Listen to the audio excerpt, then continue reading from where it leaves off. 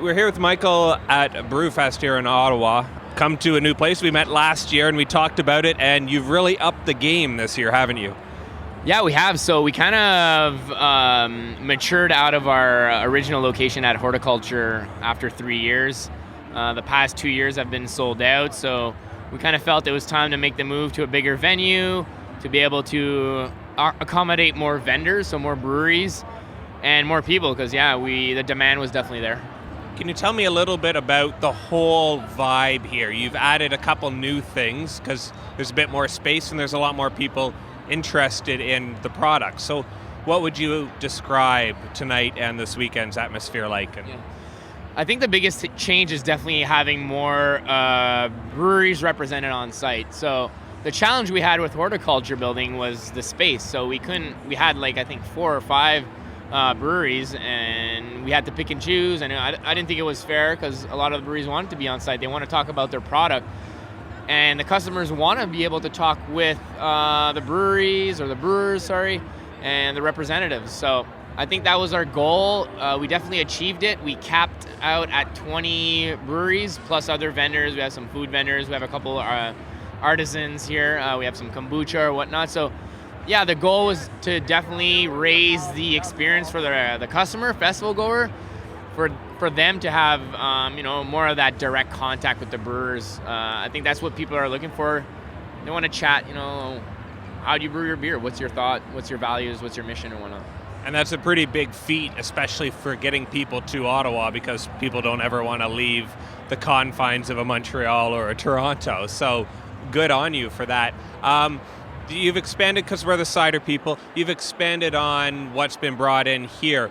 Is cider really being seen more as a complement to a whole package, or is it still something that you have to seek out yourself because you want to work with those groups? I think it's a little bit of both. Last year was kind of the first year that we really dabbled in the whole cider aspect of it. We had, I think, 5 different ciders. We had no idea what to expect.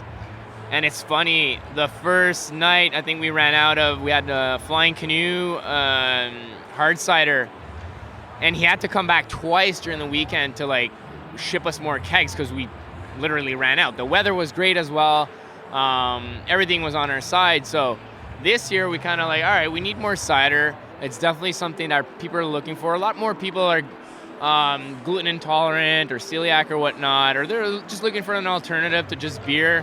So I think it's to offer as much possibilities or as much things to taste as possible. So it's kind of like you're discovering stuff, whether it be food, whether it be beverages or whatnot.